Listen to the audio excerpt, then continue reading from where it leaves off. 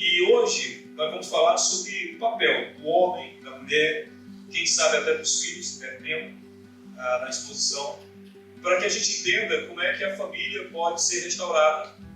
Porque uma vez que ela está com algum problema, é porque os papéis provavelmente não estão sendo praticados da maneira que as Escrituras nos dizem que eles devem ser praticados. Papel do homem, papel da mulher, papel dos filhos.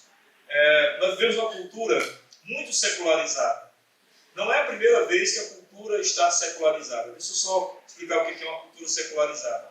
É uma cultura onde as pessoas colocam o religioso à parte, colocam a divindade à parte, colocam a fé à parte. Então todas as coisas são muito práticas. As pessoas gostam de viver dentro desse contexto de praticidade. E a fé, ela não tem, muitas vezes, ou na maioria das vezes, essa praticidade da gente dizer, vamos fazer assim para dar certo assim. A fé, muitas vezes, ou na maioria das vezes, é da seguinte forma: existe um Deus, devemos a Ele reverência, temor e obediência. Ponto. Encerrou. A secularização da fé é quando a gente diz, existe um Deus, eu vou fazer a sua vontade para que as minhas vontades aconteçam. Existe um Deus, Ele é poderoso e glorioso, tão poderoso que pode fazer a minha vontade. A secularização é quando você traz a existência religiosa para um padrão do dia a dia que Deus, na verdade, não é soberano. Ele faz parte dos seus planos pessoais. E você o chama para fazer parte desses planos, porque Ele é poderoso para fazer parte desses planos. Ou seja, quando a gente vai falar, então, em casamento, dentro do contexto bíblico, e quando a gente vai dizer que aqueles princípios que aqui estão, eles não significam que ao serem praticados, você não terá problema algum, isso meio que pode ferir a nossa mente secularizada, que é uma mente de praticidade. Se a gente faz uma coisa, se esforça por uma coisa, é porque tem que ter algum benefício. O único benefício que as Escrituras dão é fazer a vontade de Deus é uma grande alegria. Fazer a vontade de Deus nos dá paz. Fazer a vontade de Deus nos torna filhos. Fazer a vontade de Deus nos faz obedientes como Jesus. Fazer a vontade de Deus nos torna a semelhança de Jesus. Fazer a vontade de Deus nos glorifica. Fazer a vontade de Deus nos faz, cada dia, entendermos por que nascemos para a glória de Deus. É para isso que serve fazer a vontade de Deus. É para isso que serve ser um marido segundo as Escrituras, ser uma esposa segundo as Escrituras, ser um filho segundo as Escrituras. Então, irmãos, não se iludam em achar que os preceitos em que serão apresentados servem para outra coisa, senão a glória de Deus e a sua vida em conformidade com a vontade de Deus. Agora, uma coisa eu digo, não há felicidade maior do que estar no centro da vontade de Deus. Não há alegria maior do que ser aquilo que Deus quer que nós sejamos. Você pode dizer amém para isso? Amém. Então nós podemos ir para o texto de Efésios, capítulo 5. E nós vamos expor vários versículos, mas eu vou ler apenas um para nós orarmos, tá bom? Nós vamos ler o versículo 21. Efésios 5, verso 21. Eu espero que minha introdução não tenha sido enfadonha para os irmãos, mas ela era necessária para que os irmãos entendessem o porquê nós vamos tratar desse tema da perspectiva do que significa o marido, do que significa a mulher e do que isso tem a ver com a família e com a vontade de Deus sobre a família. Efésios 5, 21 diz assim: sujeitem-se uns aos outros no temor de Cristo. Amém? Vamos orar, pedir que o Senhor nos abençoe. Deus amado, Pai bendito, obrigado, Senhor, mais uma vez por estarmos aqui neste lugar de adoração. Obrigado pela noite que o Senhor está nos concedendo e por Tua graça ter nos trazido até aqui. Pai, agora eu peço, em nome do Teu Filho Jesus Cristo, que o Teu Santo Espírito visite cada coração aqui nesta noite e dê entendimento sobre Tua bendita e misericordiosa palavra. Que todos que ouçam, ó Deus, a Tua palavra, a exposição da Tua palavra, saiam daqui hoje conscientes do chamado que tem como marido, como mulher, como filhos. Deus abençoa então com tua graça, com teu amor e com tua infinita misericórdia, por causa de Jesus. Amém. O apóstolo Paulo escreveu a carta aos Efésios, e como os irmãos sabem, todas as cartas elas têm assim um fundo, um teor, uma direção dada de acordo com quem iria receber a carta. No caso aqui, os Efésios, eles eram um povo completamente pagão, digamos assim, e que adoravam vários deuses, entre eles o principal, a deusa Diana. Mas todos esses deuses, ou a maioria deles que eles adoravam, todos os cultos pagãos que eles tinham, eram cultos de grande promiscuidade sexual.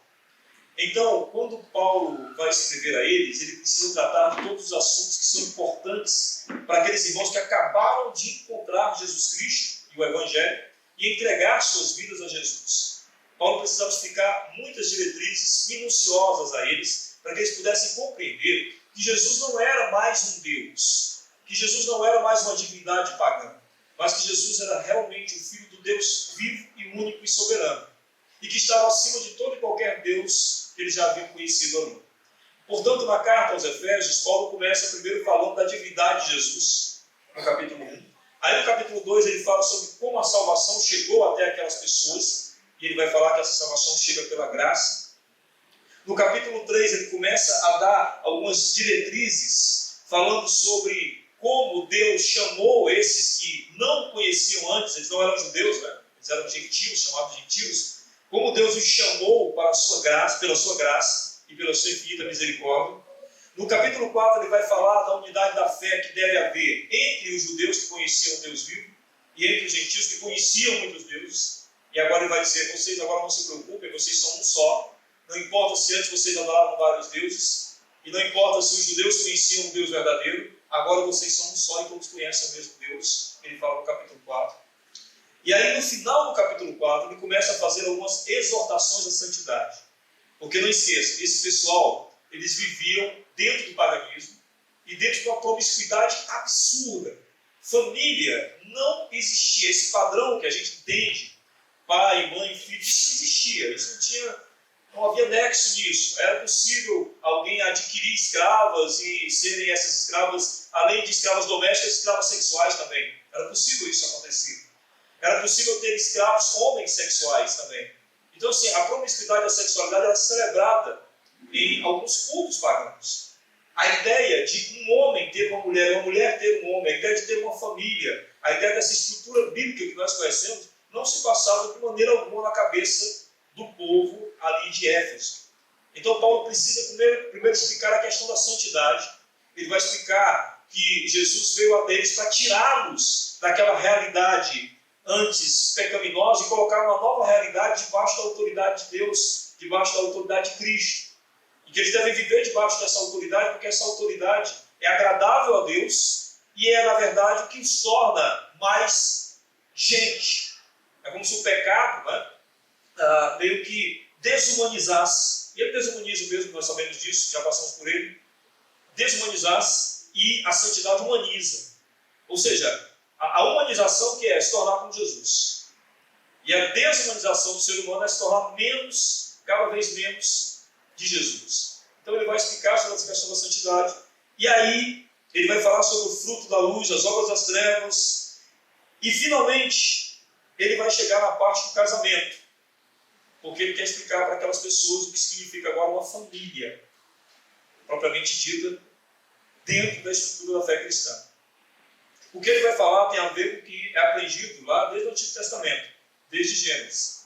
Mas ele vai esmiuçar com alguns detalhes, como se eles nunca tivessem ouvido falar sobre isso, porque realmente eles nunca ouviram falar sobre isso. E o que é legal das Escrituras é isso, né, irmãos? Porque Paulo vai explicar para esse pessoal de Éfeso esses detalhes sobre o casamento, porque eles não têm ideia do que seja. Nós temos uma certa ideia. Nós temos uma cultura, a cultura ocidental, que é uma cultura que cresce com um certo entendimento sobre o casamento. Mas a nossa cultura ocidental, ela acabou sendo meio, como é que eu posso dizer, influenciada por várias ideologias de pensamentos diferentes, correntes ideológicas da história, que foram mudando a forma de se ver o que significa o casamento. A partir de quê? A partir de como a mulher se enxerga em nossa cultura, a partir de como o homem se enxerga em nossa cultura e a partir do que os nossos filhos recebem de ensinamento em nossa cultura. Então nós temos toda uma cultura de pecado influenciando as vidas das pessoas, e isso inclui a vida da igreja. Porque todas as vezes que eu vou pregar em Efésios capítulo 5, é muito comum, quando eu começo a explicar e eu dou uma olhadinha nos rostos, porque quem prega sempre olha para os rostos. A gente vê quando vocês estão tensos, quando vocês estão se sentindo incomodados. E não é raro, todas as vezes que eu começo a falar, começo a ler, antes de explicar o texto, os rostos das mulheres já começam a ficar tensos. E os maridos começam a sorrir naquela parte que é das mulheres. Aí quando inverte o processo, as mulheres sorriem e os maridos ficam tensos. Mas por que isso? Porque a gente tem uma cultura do que a gente aprendeu e a gente precisa, como igreja, desaprender. Amém? A gente precisa chegar ao Evangelho, às Escrituras, zerando a nossa mente, dizendo: Senhor, faz-me pensar os teus pensamentos. Faz-me querer o que o Senhor quer. Amém? Paulo, sabendo que era tão difícil o casamento, ele começa no verso 18, dizendo o seguinte, capítulo 5, verso 18. Ele vai dar um conselho, porque antes ele tem falado de santidade. Quando ele termina de explicar um pouco sobre santidade, aliás, no verso 3 ele fala sobre a questão da imoralidade sexual e da impureza, né? Que é como eu falei a vocês, eles eram acostumados a esse tipo de vida. Depois que ele explica sobre a santidade, ele diz o seguinte, no verso 18: não se embriaguem com vinho, pois isso leva à devassidão, mas deixem-se encher do Espírito. Todas aquelas religiões pagãs, todos aqueles cultos pagãos, tinha a promiscuidade, a sexualidade, o sexo praticado dentro do templo, com as prostitutas, né? E, lógico, isso era regado a muito vinho. Ele quer agora tirar a mente dessas pessoas, daquela vida que eles levavam, e substituir isso por uma vida santa. Então ele começa dizendo: não se embriaguem com vinho. Lembra quando vocês se embriagavam com vinho? Lembra quando vocês perdiam o controle de si mesmos, né? Não é assim que acontece quando você bebe muito, você perde o controle, você não sabe o que está mais dizendo, você não sabe, até a distância, né, da mão não é mais a mesma. Não sei se você já bebeu alguma vez na sua vida antes de ser crente, mas eu já bebi. Daqui a pouco eu explico uma situação que eu passei. Então assim, ele diz: não se embriaguem com vinho, pois isso leva à devassidão, ou seja, isso leva ao descontrole. Você não consegue se controlar, você não consegue, mas deixem-se encher do Espírito. Alguns textos dizem: enchei-vos do Espírito. Não se embriague com vinho, embriague-se, quando ele diz a ideia aqui, né? Do Espírito, encha-se do Espírito. E o que ele quer dizer com isso? A gente precisa dar uma olhada para o vinho para poder entender isso. Aí vem a minha história para poder ilustrar melhor para os irmãos. Quando eu era jovem, teve uma festa na nossa escola e eu fui apresentado um negócio chamado caipirinha. Eu passei pela mesa e tinha um pessoal vendendo caipirinha. Eu disse: o que é isso? A moça disse: é caipirinha. É bom? Ela disse: prove. Eu provei. Era ruim. Eu disse: nossa, é muito ruim. E passei. Fui olhar as outras mesas. Fiquei curioso de voltar lá na caipirinha. Voltei lá. Moça, me dê uma caipirinha de novo. Ela me deu. Já não ficou tão ruim. Já tinha mudado. Continuei conversando. Todas as vezes que eu passava na mesa, eu dizia: moça, me dá uma caipirinha. De repente eu comecei a perceber que eu não conseguia mais encontrar a mesa. Foi a primeira coisa. Eu não conseguia mais encontrar. Eu ficava: cadê aquela mesa? Uma outra coisa que um amigo meu notou foi: por que você está rindo feito idiota? Eu disse: eu estou rindo? Eu não acredito que eu estou rindo. Você está rindo feito bobo. Coisa. E uma outra coisa foi que minhas mãos batiam nas pessoas. Eu não entendia a distância, não conseguia medir a distância. De repente um amigo olhou para mim e disse: cara, você está bêbado. Eu: o quê? Você está bêbado? Como assim? Você está com o olhar turvo, você está meio estabanado, você está rindo sem parar, você está bêbado. Eu disse: meu Deus, minha mãe vai me matar. O que foi isso? Como foi isso aí? Foi aquela mesa da caipirinha, meu amigo disse. É ali que você foi ficando bêbado. É mais ou menos isso que o Espírito Santo enchesse do Espírito, né? Alguns de vocês aqui, quando começaram a caminhada cristã, vocês começaram, digamos, chegando ao Espírito de leve. alguém veio ao culto, teve a primeira experiência com Deus. Aí você vai e entregou sua vida ao Senhor. Ou o Senhor resgatou a tua vida, melhor dizendo, né? Aí você começa a ter experiências com a leitura da Bíblia. Aí você começa a ter experiências com a oração. De repente, eu não sei se você percebe, você diz assim, alguém diz para você, você mudou. Você está mudado. E você mesmo não percebeu. Já aconteceu isso com vocês? Espero que sim, pelo amor de Deus. Já aconteceu isso com vocês? Já, né? O pastor Léo e o David esperam que isso tenha acontecido com vocês. Que é você, de repente, não percebeu e mudou. Por que você mudou? Você encheu-se do Espírito. Devagarinho, você foi tendo uma experiência de ser controlado pelo Espírito Santo. Sem você nem perceber. Sem você nem se dar conta de como isso foi acontecendo. Note que a ordem aqui é no imperativo, né? Enchei-vos. Você vai lá e se enche. Você tem a fonte e você vai lá e bebe. Você tem um meio e você vai lá e busca. Agora, perceba, isso não pode ser fantasiado. Alguém não pode se fingir de bêbado, porque com certeza vai ser descoberto a qualquer momento que está se fingindo de bêbado. Porque, na verdade, tem controle ainda sobre si. Alguém também pode se fingir ter sido controlado pelo Espírito Santo, mas está vivendo apenas de uma forma manipulada, moralmente falando.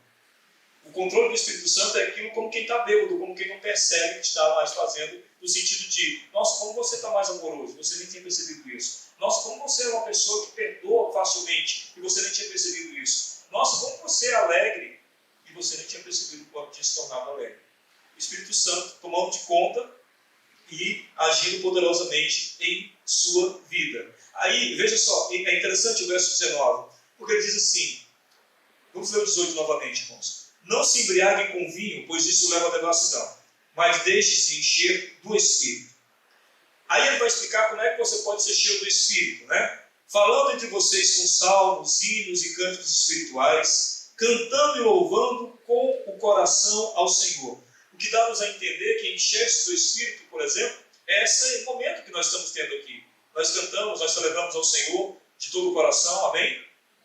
Então isso já foi um pouco de busca de enchermos mais da presença do Espírito Santo. É provável que quando você falta um culto no domingo, lhe falta alguma coisa a mais na semana, eu tenho quase certeza disso. Então quando você é abastecido no domingo, você tem uma força maior na presença do Espírito durante a semana, da mesma forma que quem não tem uma vida devocional tem muito menos do Espírito. E quem tem uma vida devocional tem muito do Espírito. Então é natural a gente ir até o Senhor, por meio da palavra, por meio dos cânticos, por meio da adoração, e se enchendo mais da presença. É porque o Espírito está em nós, mas ele precisa ser ativado. Ele precisa ser lembrado por nós que ele está em nós. Eu não sei se você já passou por uma situação em que você precisa de uma coisa, depois você lembra que tem essa coisa. É muito interessante isso, né? Você precisa de uma coisa, eu passo muito por isso com livros. Alguém me convida para dar uma palestra e diz, rapaz, como é que eu vou falar sobre isso? Depois eu lembro, nossa, eu tenho um livro sobre isso. Então é a mesma coisa do Espírito Santo. Você acaba lembrando, né, pela oração, pelos cantos, pela adoração, que você tem o Espírito Santo em você, agindo poderosamente em você. E aí ele diz a consequência disso. Versículo 20. Dando sempre graças por tudo a nosso Deus e Pai, em nome do nosso Senhor Jesus Cristo. A consequência de ser cheio do Espírito é uma vida de gratidão. Você é uma pessoa grata. Completamente. Você consegue todo o tempo. A forma do Espírito trabalhar em você, o resultado disso, quer dizer, é a gratidão. Ok, então Paulo começa dizendo isso. Vocês precisam se encher do Espírito, vocês precisam ter o Espírito Santo. E aí no verso 21 ele diz, sujeitem-se uns aos outros no temor de Cristo. E aqui está o princípio da família. Porque depois ele vai iniciar a explicação sobre a família. Antes, lá no versículo 2 do capítulo 5, ele havia falado o seguinte, vivam em amor, como também Cristo nos amou, e se entregou por nós como oferta e sacrifício de aroma agradável a Deus. Vivam em amor, como também Cristo nos amou. O cristão é chamado para duas coisas. Primeiro, ser cheio do Espírito. Segundo, para viver em amor. E como funciona esse viver em amor? Segundo ele diz aqui, nós iremos nos sujeitar uns aos outros.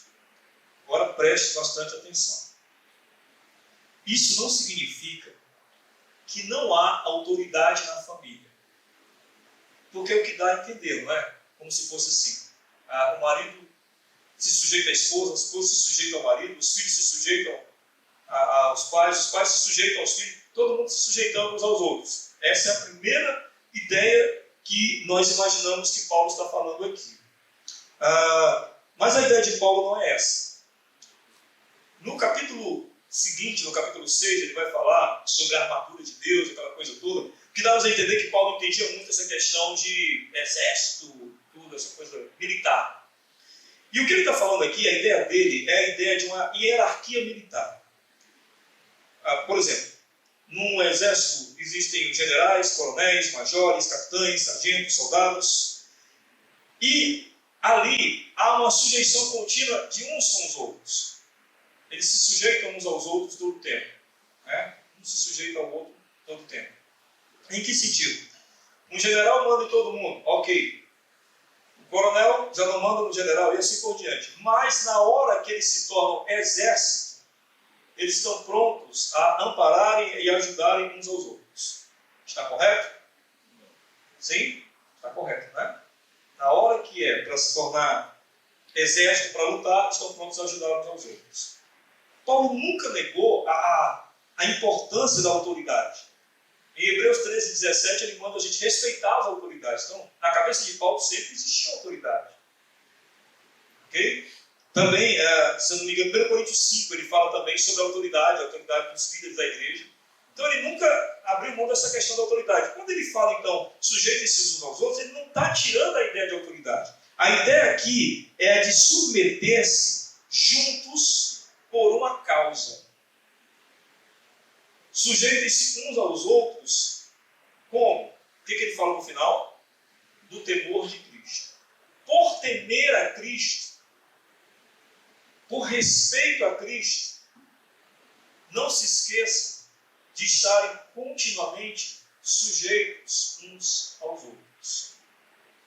A autoridade, daqui a pouco ele vai falar, mas por temor a Cristo estejam sempre sujeitos uns aos outros. Dando um spoiler dos versículos que virão a seguir. É como se ele dissesse o seguinte, olha, o marido, você é o cabeça, mas você não pode esquecer que no temor de Cristo você tem que muitas vezes sujeitar-se à sua família por uma questão de temor a Cristo, ou seja, por uma questão de valorizar muito mais o amor de Cristo do que aquilo que você gosta, do que aquilo que você quer, do que aquilo que você deseja. Por causa de Cristo você pode, em alguns momentos, sujeitar-se à família. E assim por diante. Mas a gente vai entender melhor quando for complementar. Porque ele vai dizer no verso 22. Esposas. Onde estão as esposas aqui? Levantem a mão. Chegou a hora de vocês. Somente aquela ali de verde. Esposas. Que cada um de vocês se sujeite a seu próprio marido como ao Senhor. Amém? Bom, o que dá mais medo em vocês aqui? Não me respondam. Tá? Se fosse um estudo, eu abriria para vocês falarem, mas era um sermão. Mas eu vou imaginar aqui o que dá mais medo em vocês. Talvez o que dê mais medo nas mulheres não seja tanto quando diz mulheres, cada uma sujeite ao seu próprio marido. Mas quando diz assim, como ao Senhor. Que parece que ele está dizendo assim, sujeite ao seu marido como se ele fosse Deus. Eita, Senhor. Porque Deus, ele faz o que ele quiser, não é? E a gente não pode questionar porque ele é Deus. Não é não? Esaú e Jacó, falamos de Jacó ontem, né? Quem era para receber a bênção? Pela cultura, pela lei, era Esaú. Aí a bênção é usurpada, tomada em pecado, né, em mentira, por Jacó. E Deus o abençoa. E a gente não pode, o Senhor, com licença, o Senhor me dá licença aqui. Está errado, Senhor. Mas eu tenho coragem de dizer isso, eu não tenho. Eu não tenho. Ele vai dizer que a graça dele, e ele faz pela graça o que ele bem entender. Não é verdade? Então, quando a mulher, eu não sei, vocês mulheres, mas quando você lê esse texto, você diz, como ao Senhor, deveria lhe dar um grande susto. Como ao Senhor? Como assim? Bem, antes de mais nada, é preciso entender o que texto está dizendo quando se refere como ao Senhor.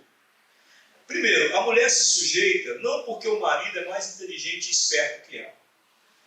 Porque tem muito marido por aí que tem inteligência muito pouca. E a esperteza também. Eu diria, por exemplo, que eu não sou um marido esperto. Eu preciso muito de ajuda nesse sentido. A mulher não vai ser sujeita porque o marido é inteligente ou esperto. A mulher também não vai julgar as decisões do marido assim: será que isso é de Deus? Será que isso não é de Deus? Porque eu só me sujeito se você agir segundo a palavra de Deus. Em que sentido, né? O marido diz: mulher, eu acho que hoje é melhor a gente não comprar pizza não, vamos fazer uma jantinha mesmo aqui. Será que isso é de Deus? Será que da tua boca está saindo a vontade de Deus? Eu não me submeto porque eu não sei se é da vontade de Deus. Não é bem assim que funciona, né? Não é bem... Ela não vai peneirar a palavra dele para ver se vem de Deus, né? Enfim. Ela se submete, e é isso que o texto quer dizer. Como ao Senhor, significa que ela se submete a esse marido em obediência ao Senhor. Porque o Senhor pediu. Então ela se submete como ao Senhor no sentido de que, olha, eu te respeito por causa dele. Eu me submeto por causa dele. Porque ele pediu. Porque ele quer. Porque ele deseja. Então o motivo da submissão é, antes de mais nada, o respeito a Jesus. Por isso que diz, mulheres, esposas, cada uma sujeita ao seu próprio marido, como se você estivesse sujeitando, não é isso que o texto significa? Como se você estivesse sujeitando ao Senhor. Não que o marido é Deus, que isso seria idolatria. Mas ele está apontando, sujeite seu marido como se você estivesse sujeitando ao próprio Deus, porque na verdade, quando você se sujeita a ele, você está pensando em Deus. Você não está pensando nele. Você está pensando no Senhor. E é por isso que você escolheu se sujeitar-se. Porque você está pensando em primeiro lugar no Senhor. Então a submissão é um reconhecimento de uma autoridade que Deus deu. Paulo vai falar isso em 1 Coríntios capítulo 11. E vai falar também em 1 Timóteo capítulo 3. Ele vai dizer, o homem veio primeiro, Deus assim quis. E Deus quis que o homem fosse o cabeça. Pronto, Deus quer que o homem lidere. É Deus que quer. A mulher se submete não por causa do homem, mas porque Deus quer. Porque Deus quer. Então ela submete a ele como ao Senhor. Pela vontade do Senhor. Por isso, é muito importante entender, mulheres. Se você, por exemplo, que está solteira, jovens que estou vendo aqui, você precisa ter muita confiança em assumir uma vida com alguém. Porque você está dizendo assim, Senhor, eu sou obediente a Ti. Se eu entrar no casamento, é para ser submissa ao marido que eu escolhi. Porque eu sou submissa à Tua vontade, em primeiro lugar. Então eu lembro de um amigo meu que falava que tinha uma irmã na igreja dele, uma senhora muito piedosa, já bem velhinha, e ele perguntou a ela certa vez, mas por que você nunca casou? Você é uma pessoa inteligente, uma pessoa tão... Por que você nunca casou? Nunca se interessou em casar? Ela disse, porque eu nunca encontrei um homem que eu pensasse, vou ser submissa a ele. Entendeu? Nunca encontrei um homem que eu pensasse, vou ser submissa a ele. Por amor ao Senhor. Então, o texto, né, ele prossegue dizendo o seguinte, o marido não é Deus, por isso é como ao Senhor. E aí a gente entendeu o que é submissão. Submissão não é inferioridade, não é isso que o texto diz para nós, que a mulher é inferior ao marido, não é. Submissão não é calar para tudo, não, submissão não é silenciar para tudo, de maneira alguma, vou já explicar por quê. Porque submissão significa, no grego, submissão, estar abaixo de uma missão. Casamento é uma missão. E a mulher, ela coloca-se abaixo dessa missão. E o papel dela na missão qual é? É estar submissa ao marido. Eles têm uma missão. Daqui a pouco a gente vê o papel do marido, né? O papel da mulher é estar submetida ao marido. Eu sempre perguntava por que Paulo falou primeiro com as mulheres. Será que as mulheres eram um problema lá em Éfeso? Será que era complicação para as mulheres? Acredito que não. Acredito que ele fala primeiro para as mulheres, porque quando ele falar para os homens, o negócio vai ficar bem mais pesado. Então ele fala para as mulheres assim: entreguem-se, se você confia nele. Casamento é isso, não é? É uma entrega de confiança. Confio em você, eu vou com você. Entendam isso, está debaixo da missão, junto com um homem, é dizer para ele: vou com você, acredito em você. Onde você for, eu vou. Há muitos anos atrás, quando a gente começou a nossa igreja lá em Planalto Calcaia, era uma congregação ainda, eu abria a congregação todas as manhãs para receber as pessoas, para orar, para conversar. A gente estava ganhando aquelas pessoas ainda, né? E eu lembro de uma vez, chegou um casal muito aflito, entraram de uma vez assim, chegou a tomar um susto. E eles chegaram sentaram, ela suando muito, ele muito nervoso, e aí ele contou a história dele. Ele tinha feito um negócio errado, faliu um monte de coisa da empresa dele. Ele entrou no carro e disse que ia se matar, ia bater em qualquer lugar. A mulher, quando ouviu isso, correu e entrou no carro também. E ele disse: desça que eu vou morrer. Ela disse: se você morrer, eu morro também. Eu vou bater o carro, pode bater, eu estou junto. E ele saiu disparado. E ela dentro do carro. Quando eles passaram, viram aberto lá, né, escrito Congregação Batista. E aí ele freou, lembrou que uma pessoa da família dele já tinha sido frente da Igreja Batista e resolveram entrar. E foram conversar comigo. Veja o compromisso que eles tinham, um com o outro, da mulher com ele, de submissão, sem sequer conhecer a palavra de Deus. Mas ela disse: você morreu, eu morro também. Se você bater esse carro, eu bato com você. Se você quer partir, eu parto junto. Que loucura! Debaixo da missão deles, eu sei lá qual era, mas ela estava submissa a essa missão. Mulheres, conseguiram compreender? Então a submissão da mulher não é algo que as cala, né? Muito pelo contrário. Amém? Vamos ver então o verso 23.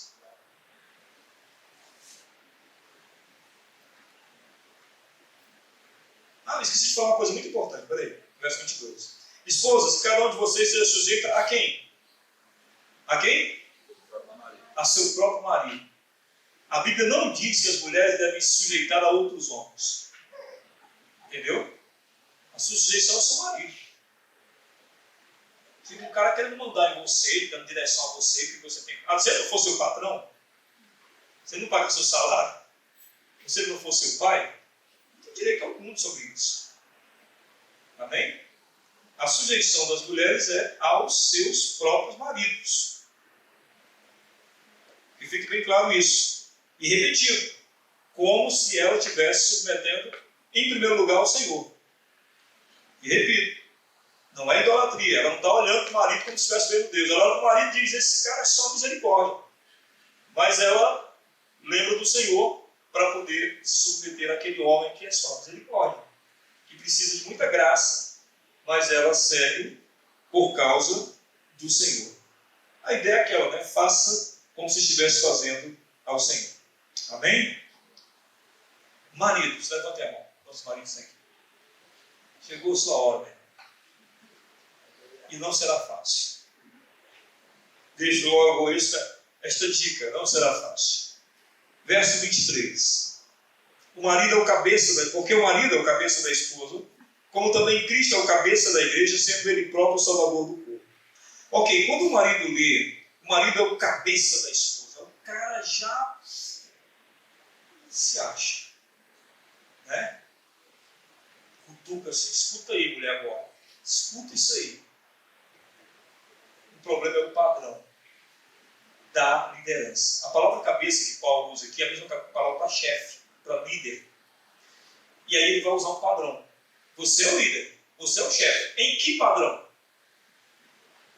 Leia. O marido é o cabeça da esposa, como também Cristo é o cabeça da igreja. O seu padrão de liderança é o padrão de Jesus Cristo. Fora disso, você está em pecado. Fora desse padrão de liderança, você está em pecado. E como funciona esse padrão de liderança de Jesus? Observem o que ele diz aqui ainda no verso 23. Que ele é o cabeça da igreja, sendo ele próprio o salvador do corpo, que é a igreja. O que é um Salvador? Alguém que está disposto, nós vimos em Jesus, a dar a própria vida para que a igreja existisse. Um marido é alguém que está disposto a dar a própria vida para que a mulher exista. Mas não exista simplesmente. Exista dentro de um padrão também. Daqui a pouco ele vai dar o padrão de existência que a mulher deve ter, segundo o cuidado e liderança do marido. Porque se ele dissesse apenas assim, seja como Cristo, Salvador do povo, para que a igreja exista e morreu, seria mais ou menos dizer que a sua mulher permaneça viva. É o que basta, mas não é isso só com isso. Aí é que está a grande questão. Veja só como ele consegue continuar dizendo posteriormente. Como, porém, a igreja está sujeita a Cristo, assim também a esposa se sujeite em tudo ao seu próprio marido. Mulheres, como a igreja confia tudo em Jesus, mulheres, confiem tudo ao seu marido. Confie nele. Confie que ele vai cuidar de você. Confie que ele vai ampará-la, confie que ele vai... E agora você vai ficar impressionado com a forma que o Senhor quer que o marido cuide. Veja só. Maridos, verso 25. Que cada um de vocês ame sua esposa como também Cristo amou a igreja e se entregou por ela. O que Cristo fez da igreja e o que o marido tem que fazer da mulher? Veja o verso 26. Para que a santificasse, pergunta, marido, se aqui estão, no teu cuidado com a tua esposa, no teu relacionamento com a tua esposa, você tem percebido que a cada dia ela tem se tornado mais santa,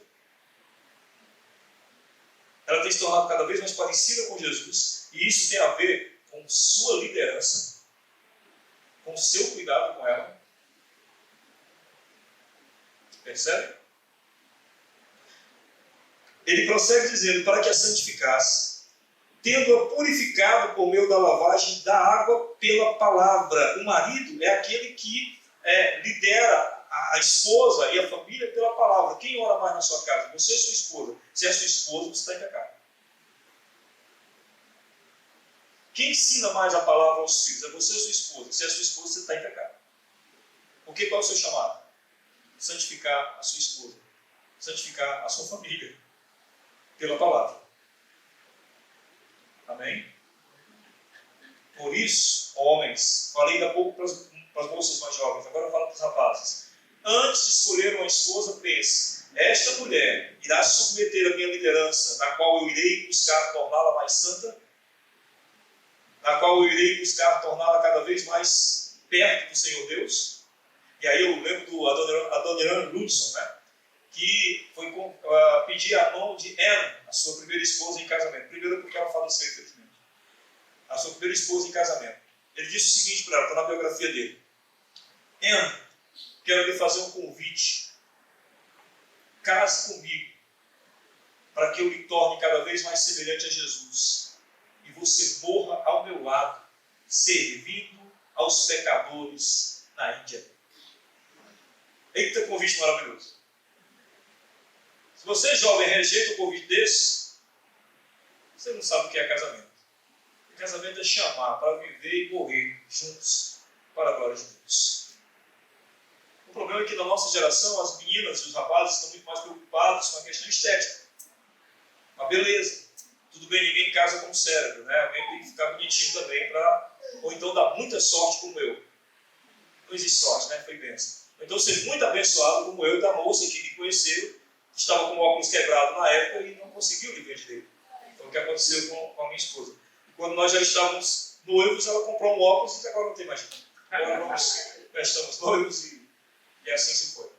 Se você não tiver essa sorte do óculos quebrado, você tem que olhar não para a questão estética, mas para a questão da santidade, porque foi para isso que você foi chamado. O Senhor Deus lhe chamou como homem para liderar uma família, para que você fosse a bênção e a santificação na vida daquela mulher partisse da tua liderança. E você, mulher, foi chamada não para ter um bonitão na sua casa, mas também, lógico, para que você pudesse submeter a estar debaixo dessa missão gloriosa que é o casamento. E você pudesse estar submissa a alguém que também entende essa missão junto com você. Os irmãos conseguiram entender isso, irmãos? Aí ele prossegue dizendo assim, ó, veja como é que você tem que apresentar, como é que ele apresenta a igreja e como é que nós devemos apresentar nossas esposas. Para apresentar a si mesmo como igreja gloriosa. Sua mulher tem que ser uma pessoa gloriosa. Sabe-se da santidade de um homem observando sua esposa. Na nossa igreja, quando a gente vai escolher um líder, eu sempre observo a esposa. Onde está uma mulher infeliz, tem um homem não crente ao lado dela. Onde tem uma mulher feliz, tem um homem crente ao lado dela. Ela tem que ser uma pessoa gloriosa. Quando fala sem mancha nem ruga, ele está falando aqui da questão da beleza, que aqui não é a beleza física, né, mas a beleza da santidade. Nem coisa semelhante, porém santa e sem defeito. A igreja, aos olhos de Deus, é santa e sem defeito, porque Cristo nos tornou assim, amém? As nossas esposas, elas devem ser pessoas às quais as pessoas olhem e digam, que mulher feliz. Por quê? Porque este marido, numa liderança na semelhança de Cristo, tem feito assim. Viram, homens, como não é... Aliás, viram, mulheres, como não é tão pesado de vocês? Pesado é o nosso. Porque vocês vão se submeter, se vocês escolherem bem o casamento, né?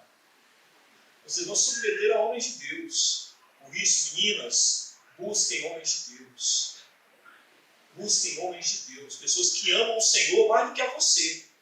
Aliás, seja bem claro, como a minha esposa foi comigo na época. Eu muito bom ela estar aqui para lembrar isso. Na época, minha esposa dizia, nós vamos orar. Se seus pais não aceitarem a gente ficar junto, nós não vamos ficar. Eu digo, meu Deus, que absurdo, não é? Porque a gente pensa que em amor, em paixão. Estamos apaixonados, nos amamos, mas ela diz, mas nós somos submissos à autoridade dos pais. Se eles disserem não, é não. Eu digo, agora pronto, é joelho no chão. Rosto no chão, Senhor. Até que os pais aceitaram. Busque um homem de Deus que diga, eu amo mais a Jesus do que a você. Busque um homem de Deus que diga, olha, eu vou servir o Senhor durante toda a minha vida. Está pronto para ir comigo? Pode ter certeza que você não vai ter a mínima dificuldade de submeter-se a um homem desse. Sujeitar-se a um homem desse. Você não vai ter a mínima dificuldade. E vocês, famílias que aqui estão, se vocês estão ouvindo essa palavra hoje, não fiquem pensando, que pena que a gente não é assim, mas vai ser agora. Porque é assim que funciona o Evangelho, não é? A gente ouve, a gente se arrepende e a gente começa de novo. Que é isso que é maravilhoso na graça de Deus. É essa possibilidade que o Senhor nos dá de começar no momento em que a gente quiser recomeçar. E o momento é hoje. Se os pastores me convidaram para estar aqui e esta palavra veio a este culto, não podemos acreditar que foi algo bolado por nós. Devemos confiar que o Senhor, que conduz os servos de Deus, que lidera esta igreja, assim quis e assim fosse, para falar com você. Porque eu nem lhes conheço. E talvez se o pastor Manuel estivesse pregando, ou o David estivesse pregando, você diz, quer falar comigo aí, ó. Tá jogando a verde aí, a carapuça aí, só que eu conversei com ele. Pois eu não conheço nenhum de vocês. Não conheço. Até o David eu conheço há pouco tempo. O pastor Manuel também há pouco tempo. Não conheço vocês. Não deu tempo de fazer relatório de vocês. Então foi o Espírito Santo mesmo. Você tem que aguentar. Você tem que receber, dizer, marido, homem, te consagra. Né? E você dizer para a tua esposa, mulher, tu vai mudar. Porque eu vou mudar. E na minha mudança, tu vai sentir o desejo de mudar. Como Deus é maravilhoso, né, irmão? Você deixar isso aqui registrado para nós, que a nossa cultura não tem a mínima ideia, não entende nem um pouco do que ele significa isso aqui.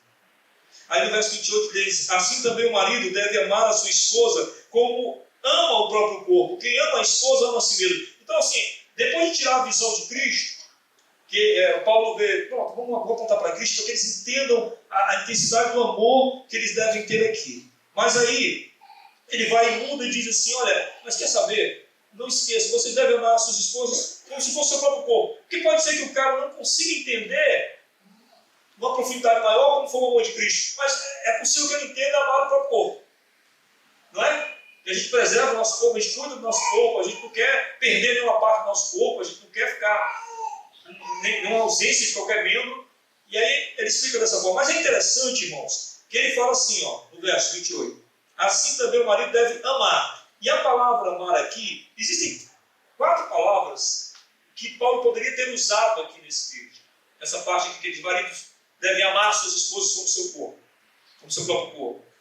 Ele poderia ter usado estorge, que é uma palavra para o amor familiar. Maridos, amem suas esposas, uma questão familiar, tragam para perto.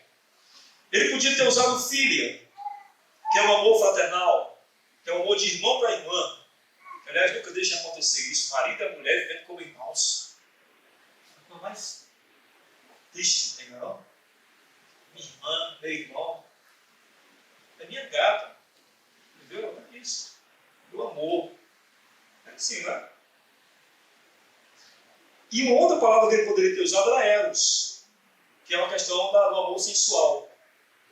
Mas pasmem, o texto original, a palavra que ele usa aqui é ágape.